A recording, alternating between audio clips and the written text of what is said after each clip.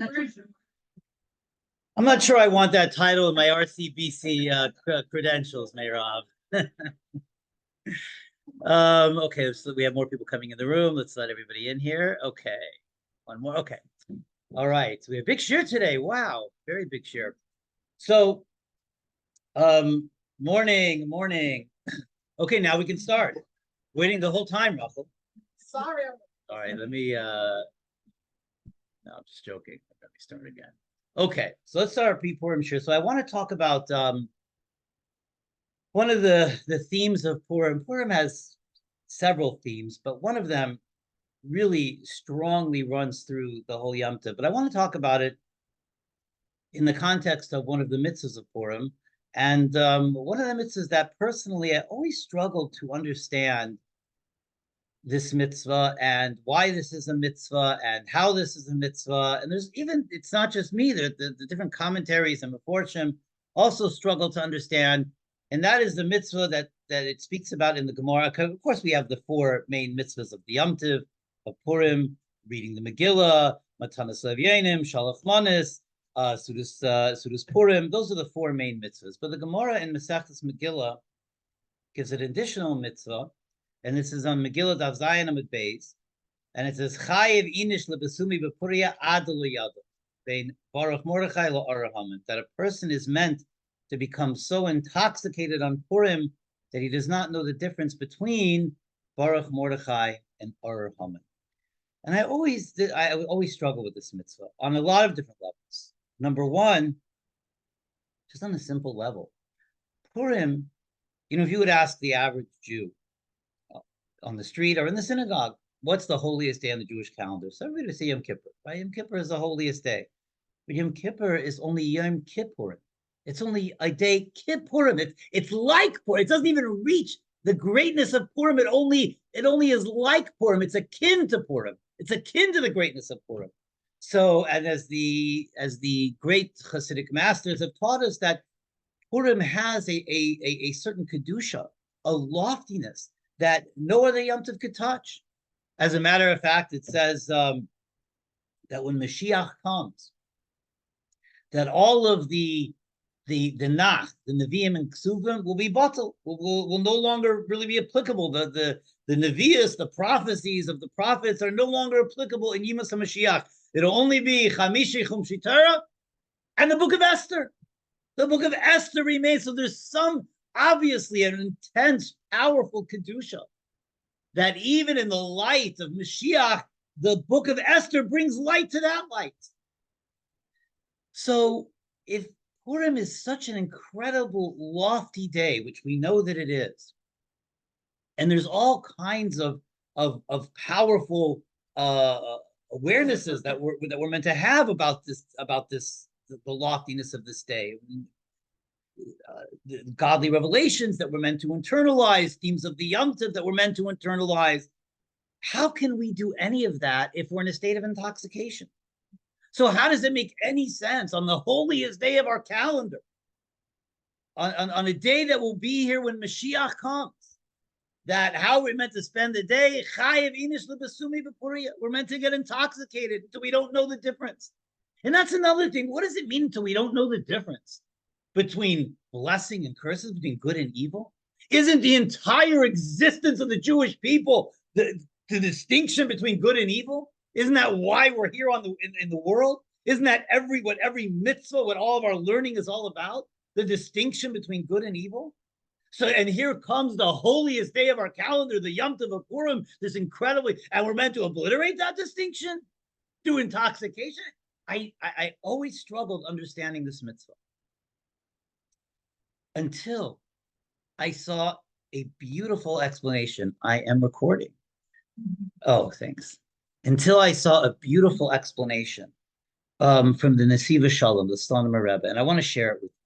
And I'll throw some other things in there as well, but he explains this mitzvah in Avodas Hashem in such a beautiful way.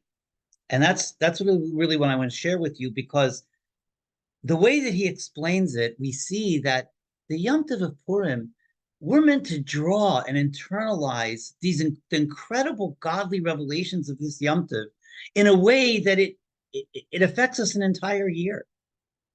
And the way that we internalize these revelations is through the mitzvahs of the day. But it's also, as we're doing the mitzvahs of the day, to do them with mindfulness, to understand what it is that we're internalizing. And that's why it's so important to learn about the Yom Tov, learn about the deeper understandings of the Yom Tov, so that we're not just sort of superficially observing all the mitzvahs, but we're observing them with the intention and the mindfulness of internalizing the incredible revelations of this day to really make it a life-transforming day. And then we've really celebrated Purim. So let me share with you the words of the Nesiv Shalom. So incredible the way he explains this mitzvah. So he begins by bringing a completely unrelated point, but he'll bring it back, that there's the Maharal of Prague, one of the great Jewish thinkers.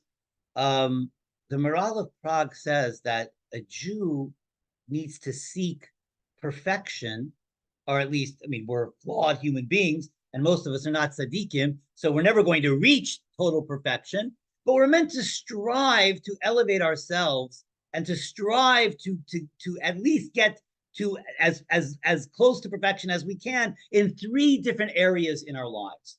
There are 3 different areas in spirituality, in Judaism, that we have to seek elevation in, and seek to raise ourselves and elevate ourselves, our mindset, our actions, etc. So he says as follows, says the Maharal, that one is to be shalom im borei, to be at whole, to be complete, to be at peace with Hashem. That's step number 1. Shalom im chaveroi, the next one is, after between me and Hashem, to fix that relationship, to elevate myself in that relationship as much as I can. The next one is shalom im chaveroi, to be at peace with my fellow man, to be at peace with other human beings, to be whole with other human beings. And exactly what this means, we'll discuss in a moment. What it means to be shalom with Hashem, what it means to be shalom im chaveroi. So what's number 3? If number 1 is my connection to Hashem, that's one area that I have to improve. Number 2 is my connection or my shleimus or my wholeness with my fellow man. What's number 3? He says shalom im atzma, whole with yourself, to be complete within yourself. And what exactly does each one of these categories mean and depict? And so how the Nesiv Shalom explains it, he says, in every one of these categories, there's a Baruch Mordechai element and an Ur Haman element. And let's start off with Shalom im borei, my relationship with Hashem, my relationship with my Creator. So the Nesiv Shalom explains as follows. He says that we all go through ups and downs in life. And we know this, right? I mean, I give everybody a bracha. We should only see Tov, Anir, Vanigla, good and revealed good, and life should be easy and sweet and peaceful. But the reality is that life is a roller coaster. And we all know this. We're all old enough to know this. There's up times, and then there's the difficult times.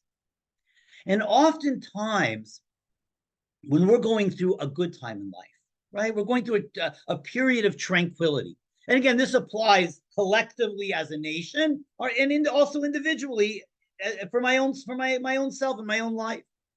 When I am going through a time when everything's going well, my health is good, my finances are good, my relationships, everything's going well, everything's going smoothly. It's one of those times I feel connected to Hashem, I feel close to Hashem, I feel Hashem's blessings in my life, I recognize those blessings, and it's easy to feel those blessings and recognize those blessings when those blessings are overt and we tangibly feel them. And those are the Baruch Mordechai times of our life. But we also have our Ur Haman moments, the difficult times, the painful times, the obstacles, the challenges, the difficulties in health, finances, relationships, whatever they may be. We all have, again, collectively as a nation, we're going through one of those times now, one of the difficult, dark times of probably of our lifetime. It is definitely of our lifetimes. But even individually, there are times that we go through painful experiences, difficult experiences where Hashem's presence seems hidden, seems concealed. We don't feel it. In fact, we feel quite the contrary. We feel perhaps we've been thrown out of Hashem's presence. I'm going through painful situations, or difficult health circumstances, or painful financial issues, or relationship, again, whatever it may be. We all have those Arhaman moments, those moments where it feels just life is cursed, life is difficult, life is just one challenge after the other. And sometimes we can't even see how the challenge is going to end, and where it's going to end, and how it's even possible to end.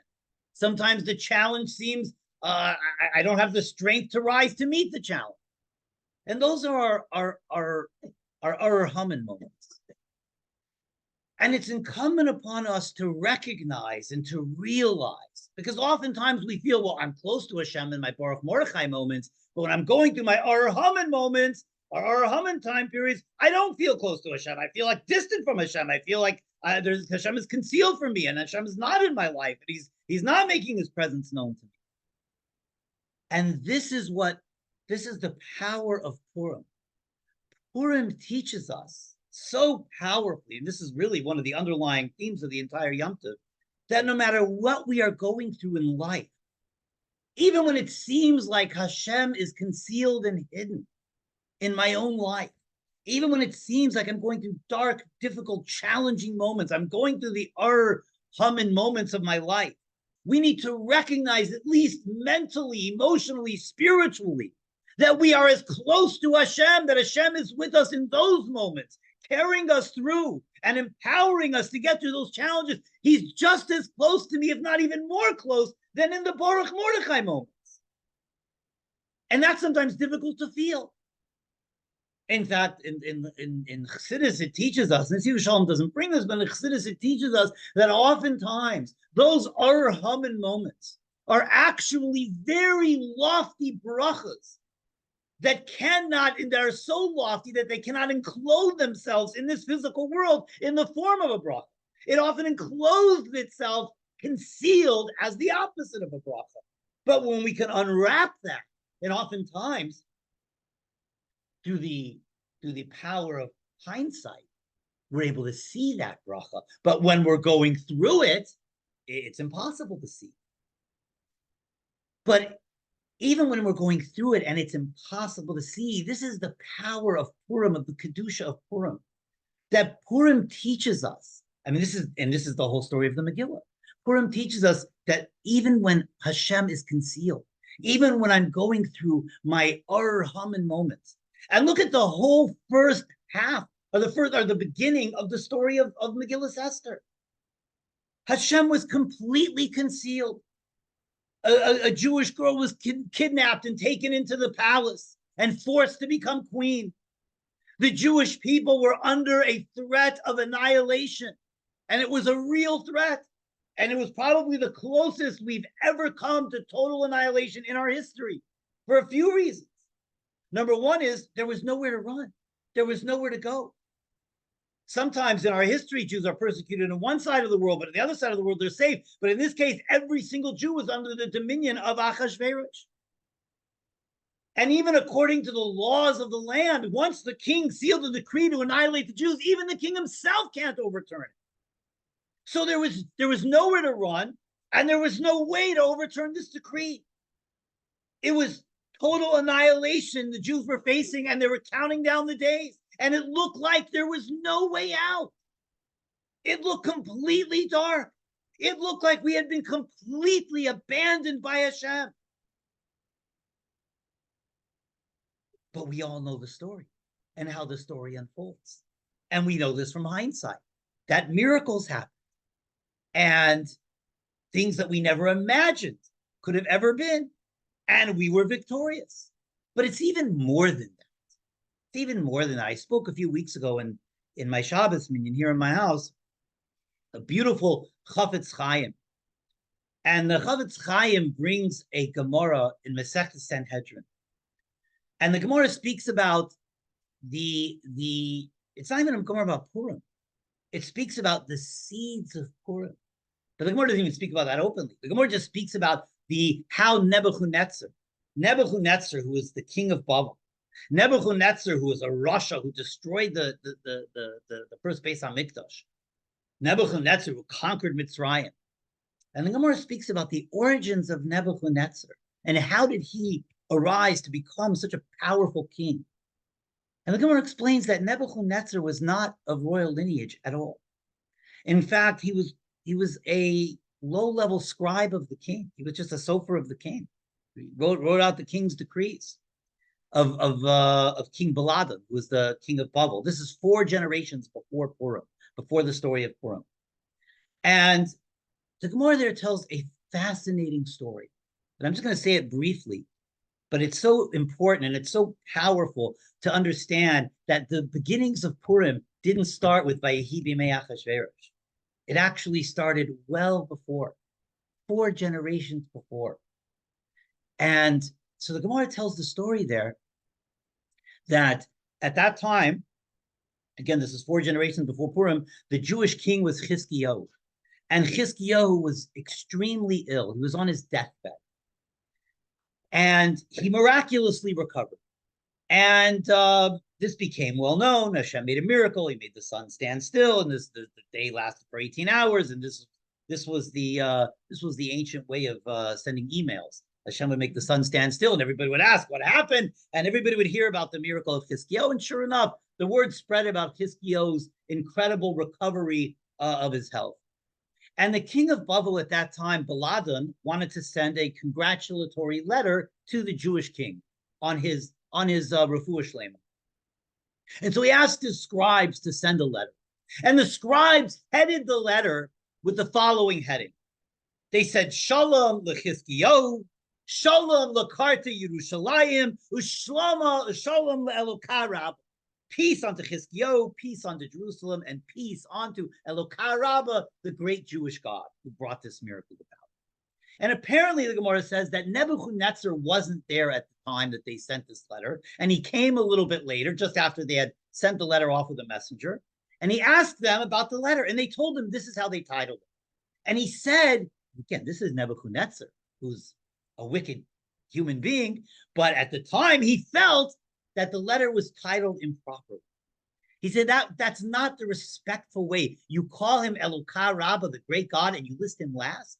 Even out of respect to Chizkiyahu, God should come first. It should be the exact reverse order. Shalom le'Elokah Rabbah, Shalom le'Yerushalayim, and then Shalom le'Chizkiyahu. That's what Nebuchadnezzar said. That's how the letter should be. Again, all this is in a Gemara in the Masechta Sanhedrin, this whole story.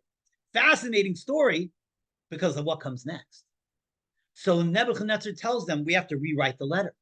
So they tell Nebuchadnezzar, listen, we already wrote the letter and sent it off into the mail. We sent it with a messenger. If you want to go run after that messenger and catch the messenger and get the letter and rewrite the letter, you could do it yourself. And Nebuchadnezzar decided he's going to do it himself. And the Gemara says he took 4 steps. The Medrash says he took 3 steps. Ends up he took 3.5 steps. And Malach Gabriel came at that 4th step, at that half of that 4th step, not letting him complete that 4th step, and stopped him from going. Stopped him from completing his journey on his own. And that's it. That's what the Gemara says. And the Gemara says some cryptic conclusion to that story that had Malach Gabriel not come and stopped Nebuchadnezzar from taking that, allowing him to complete that 4th step, there would have been no takana for the Jewish people. There would have been no help for the Jewish people, no salvation for the Jewish people. What is that? What does he talk? What's the Gemara talking about? What salvation was brought to the Jewish people because Malach Gabriel did not allow Nebuchadnezzar to take that 4th step, to complete that 4th step. So the Chavetz Chaim explains that out of what schus did Nebuchadnezzar become king? Because he took those 3 steps, those 3 full steps, towards catching that letter carrier for the covet of Hashem. So for the covet of Hashem, that Hashem should go first, Hashem rewarded him that he should become king. And then for each step, a generation after him should become king. So sure enough, Nebuchadnezzar became king, Evil Merodach, his son, became king, and Belshazzar, his son, Nebuchadnezzar's grandson, all became the Melech of Babel. And then, but he took 3.5 steps. What about that half step? Well, who's the next generation after Belshazzar? Was Vashti. Vashti was Belshazzar's daughter.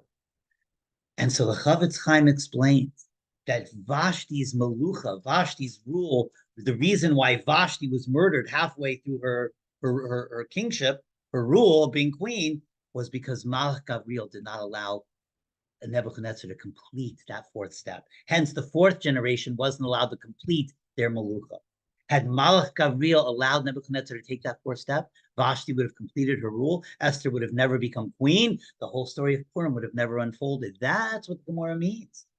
Had Malach Gavriel allowed him to take that fourth step, there would have been no takana. So, in other words, Vashti's rule, Vashti's queenship, if you will, was cut off halfway through, or a portion of the way through, because that third and a half step was cut off by Malach Gavriel. In other words, the seeds of the salvation were sown 4 generations earlier. So when we enter into the story of Purim, in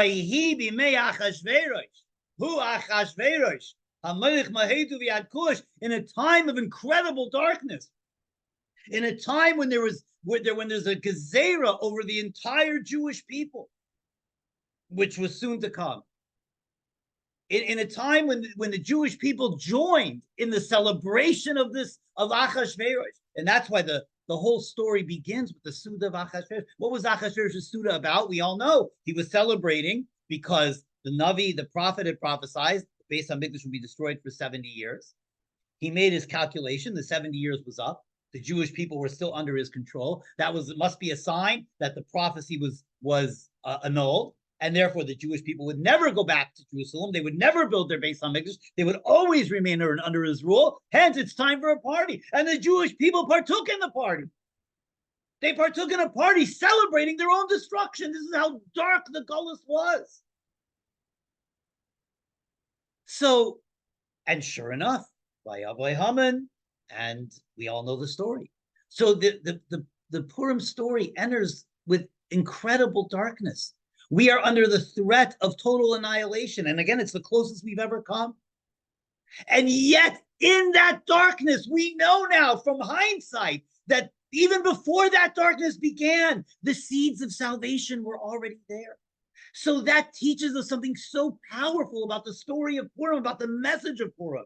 The real message of Purim is that no matter what we are going through, no matter what darkness we are under, whether it's collectively as we all are today, or whether it's individually, even if I'm experiencing my Ar Haman moments, I have to recognize the seeds of salvation are there. Hashem is there. Hashem is with me. He hasn't abandoned me. It may feel like it. It may feel like darkness. It may feel like I'm abandoned. It may feel like I'm not close with Hashem. But I need to know there is no difference in my relationship with Hashem. There is no difference in how close Hashem is to me, whether I'm going through my Baruch Mordechai moments or whether I'm going through my Ar Haman moments. And this, it says in the Tziva Shalom, this is what the Gemara means. I'm chayiv inish lebesumi bepuria. He says it doesn't say which literally means a person's obligated to get intoxicated on Purim. He says it doesn't say lebesumi biyayin. It doesn't say get intoxicated on wine. It says get intoxicated on Purim. So what it means is that we are meant to internalize. And what does intoxication mean? Intoxication means we rise above our own intellect. We transcend. When a person's intoxicated, they're not operating out of das, out of rationale, out of logic. Our logic tells us when things are going well, Hashem is with me. When things are going bad, Hashem must be distant from me. We're meant to rise above that. What gives me the power? What gives me the spiritual strength to rise above the darkness, to recognize in the darkness Hashem is here? Purim gives me that strength. So I'm meant to get intoxicated on the revelations, on the godliness of Purim. Doesn't mean I'm meant to drink wine to the point that I'm obliterated mentally. It means I'm meant to internalize the Giluyim of Purim to the extent It's meant to, I'm meant to internalize it. I'm meant to imbue that energies within me to the extent that when I live throughout the year and I'm going through one of my difficult times, I could draw on the strength that Purim gave me to recognize and realize the Jews in the times of Purim were going through an Arahaman moment. And Hashem was right there. We see with hindsight. Not only was he right there, the seeds of redemption were sown 4 generations earlier. Hiktim Rafu Lamaka, Kadosh Baruch Hu preceded the affliction with the healing. The healing was already in the world. And we spoke about this a few weeks ago. So this is what it means. Chayiv inish lebesumi bepuria. I meant to become intoxicated. I meant to internalize the message of Purim to such an extent that it's meant to be life-changing for me. It's meant to, that I'm meant to take the Yom Tov of Purim with me throughout the whole year. So that when I'm going through my difficult times, I don't make those distinctions between my Baruch Mordechai moments and my Arahaman moments, between times when everything is good for Klal Yisrael and times when things are difficult for Klal Yisrael. In both of those times, collectively and individually, Hashem is just as close. There is no difference ultimately between the Baruch Mordechai moments and the Arahaman moments. Hashem is with me in both of them. And to the contrary, Hashem could even be closer to me in the Arahaman moments. All I need to do is have the merit and have the schus to see the salvation. And that is through how we handle the difficulty. Whether will we merit to see the redemption? If I can stay strong in my emunah and stay strong in my betachon, and this is the story of Purim. The Jews didn't give up. They weren't miyayish. Mordechai rallied the Jews. And he rallied them to come together in achdus, to come together in unity. And he strengthened their Torah and mitzvahs. And therefore they were zeicha, they merited to see the salvation. But the salvation was always there. The seeds were planted 4 generations earlier when Malach Gabriel would not allow Nebuchadnezzar to take that 4th step. By the way, the Chavetz Chaim says, just parenthetically, when it says why Vashti didn't want to come to the party, Achashverosh called her and she didn't want to come, and therefore she was murdered. So the Gemara says, why didn't she want to come? Asa Gabriel, Asa Lazana. Gabriel came and made her a tail. We all heard the story. Vashti had a tail. Says the Chavetz Chaim. Doesn't necessarily mean tail physically. Tail in this case, says the Chavetz. This is the Chavetz Chaim's word. But it's a beautiful idea. He says it means tail, meaning end of something. Gabriel came and made the end of her malucha, made her a tail, made her a malucha end 4 generations earlier. He made her malucha end. That's why she didn't want to come. She didn't want to come because her malucha was destined to end halfway through, or a portion of the way through. That's what it means he came and made her a tail. Again, it could be a tail means physically also. I don't know. It's above my pay grade to make those determinations, but it's an interesting idea from the Chavetz Chaim here. The tail means safe. He came to make an end to her malucha. So this is what it means that a chayav inish lebesumi b'puri, that we're meant to get intoxicated on Purim. And this, when it comes to the area of shalom im bayra, being at peace with my Creator.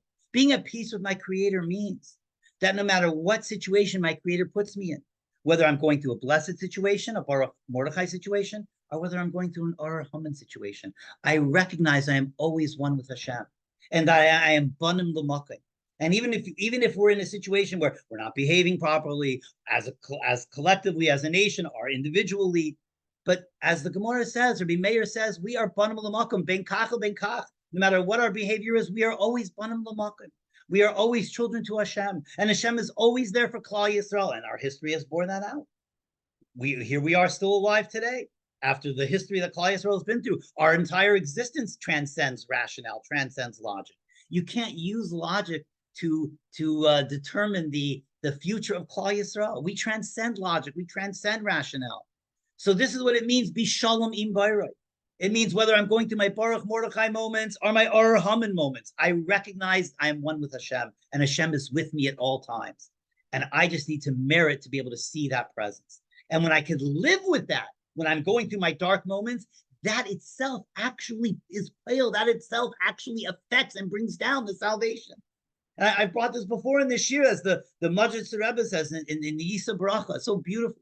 He says, Mishenichnas under Marbim B'Simcha. I brought this before, so you've heard this before. He asked the question, what do you mean Mishenichnas other Marbim B'Simcha? Why are we Marbim B'Simcha in the beginning of Adar? The beginning of Adar was a very dark time. That we were still under the Gezerah of annihilation in the beginning of Adar. Why do we increase in Simcha then? It should be Mishenichnas Purim. When Purim enters, when the miracle happens, then we increase in Simcha. Says the Yisa Bracha, no. specifically Mishenichnas other, in the times of the darkness, in the times when things are still dark, in the times when we cannot see or fathom how the salvation could come. We're besimcha because we trust in Hashem that the salvation will come. That simcha, our joy, our trust, our betachin, this is the message of Purim. This is the real message of Purim. That our betachin in the times of the darkness actually affects the Yeshua. And I brought this before a few weeks ago when it came to Mordechai. He knew Mordechai knew he would never bow to him. His betachin was actually pale the Yeshuas. And this is the message of Purim. And this is what it means, that we're meant to become intoxicated on Purim till we don't know the difference, so we don't recognize whether I'm going to a Baruch Mordechai moment or an Ar Haman moment. They're both equal. Hashem is with me in both moments. That's Shalom Im Bayr. And then he says, level number two, level number two is Shalom Im Chaveru, says the Maharal. That the other area of that I have to reach shlemus in, that I have to reach wholeness in or perfection in, is my relationship with my fellow man. And there as well, we have the Baruch Mordechai people, the people we're attracted to, the people we enjoy their company, the people we share their values, the people we feel an affinity and a connection to. Those are my Baruch Mordechai friends. Those are the Jews who I'm connected to, who I feel a closeness to, who I feel an attachment to. And then we have the Ar Haman people in our lives, the people who make our lives more difficult, the people who cause us agmas nefesh, the people who cause us pain, the people who cause us difficulties, the people who I'm not necessarily attracted to, the people who I don't necessarily enjoy, the people whose values I don't necessarily share. But what I'm meant to draw from Purim, and this is one of the also underlying themes of Purim, is that Haman understood that the only nation that could ultimately destroy the Jewish people is the Jewish people. And when we are in a state of disarray with each other, when we are in a state of division, when we are in a state of machlekes, when we are in a state of infighting amongst ourselves, we are absolutely our weakest spiritually. And that's why when Haman went to Achashverosh, he said, there's a Am Echad, there's one nation that is mafuzer mafurad. They are scattered and disarrayed. And he meant amongst themselves. They're arguing amongst themselves. They're fighting amongst themselves. There was a very high rate of assimilation in the times of Purim, and there was a tremendous division amongst the Jewish people. And amongst that division is where the whole Purim story happens.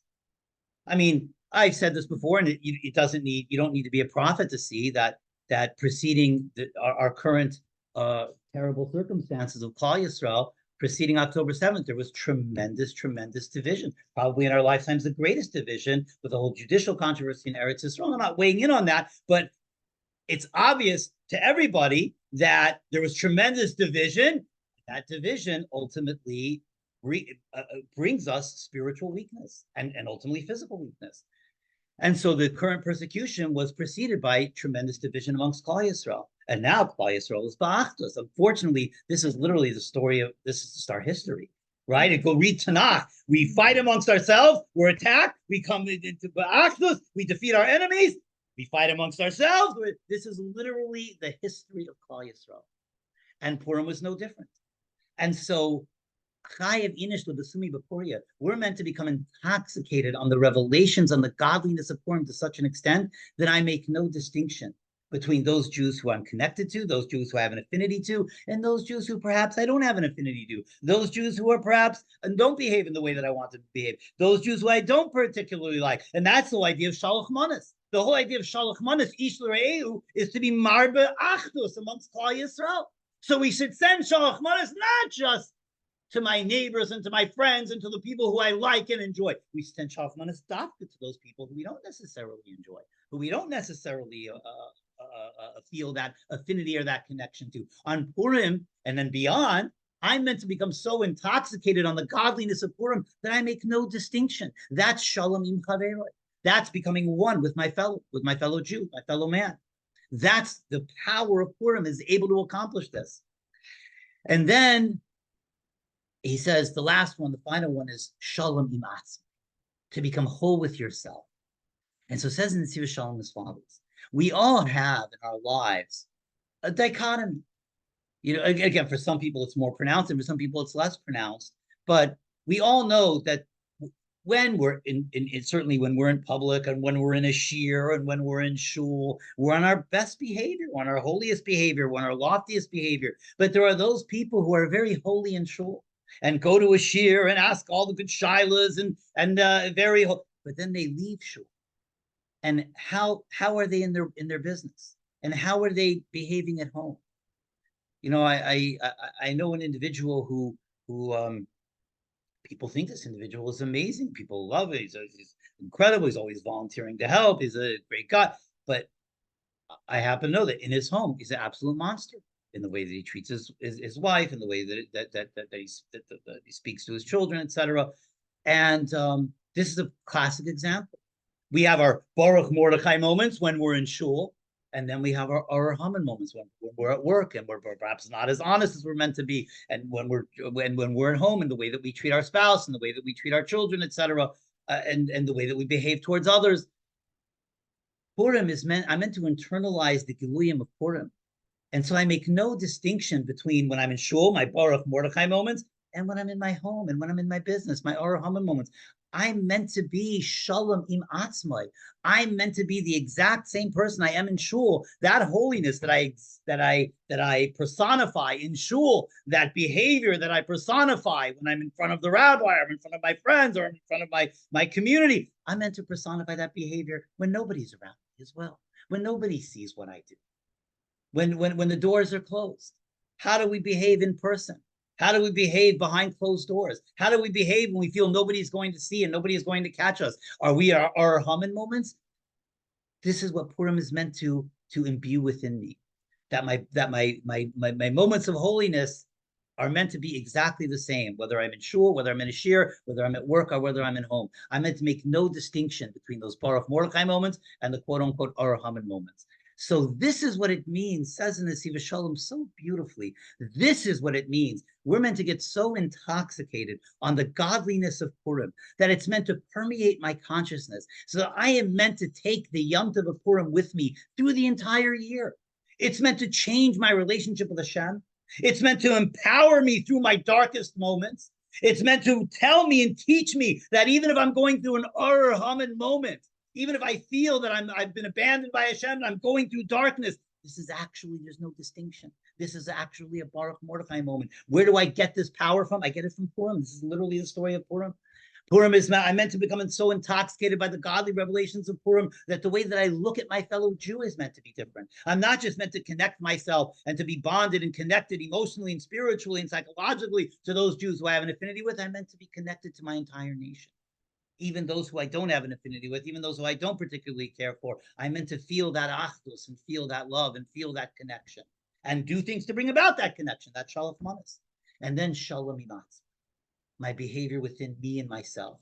I'm not meant to make those distinctions when everybody's looking and then when nobody's looking. I'm meant to be the exact same person. Where do I get all of this power from? I get this power from Purim. This is the incredible godliness of the Yom Tov of Purim. So Amir Hashem, we're not just meant to go through the Yom Tov robotically and do the mitzvahs without mindfulness. Within every one of the mitzvahs that we do, when we listen to the Megillah, when we sit down at our Sudas mitzvah, when we give matanas levyenim, when we give our shalach manas, we're meant to have the mindfulness that these are the vessels that will empower me to internalize this powerful revelation of Purim.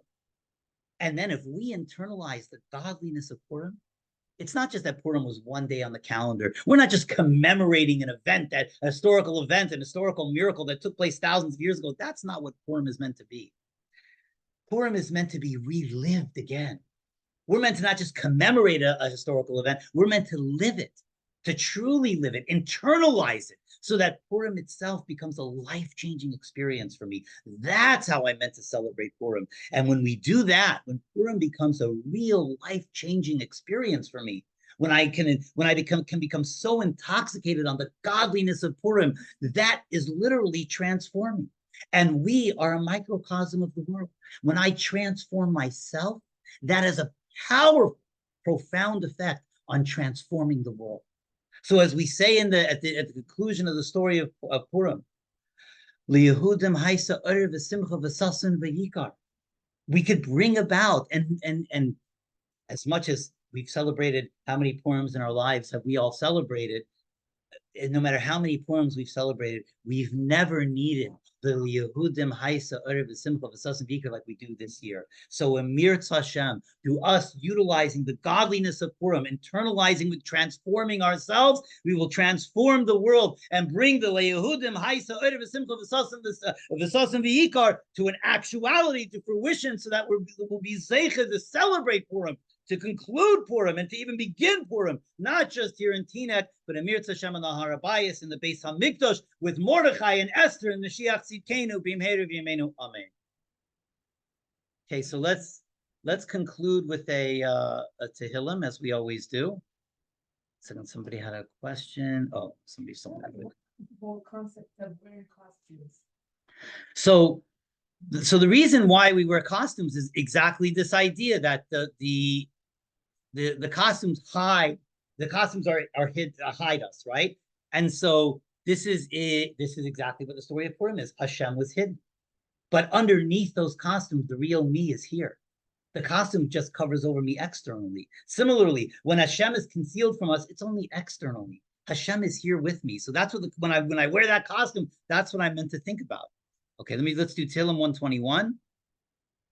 And we'll say this Tehillim in the schus of all of our soldiers and Achenu B'nai Yisrael, B'nai Yisrael, wherever they may be. May Hashem keep them safe and protect them. 121. Shir Lamalai Seseinai Arimi Ayin Yaboy Ezri. Ezri mi Madinai Ois Shemayim V'Aretz. Ayitin L'may Raglecha Ayanim Shemrecha. Hidei L'yanim L'yishan Shem Yisrael.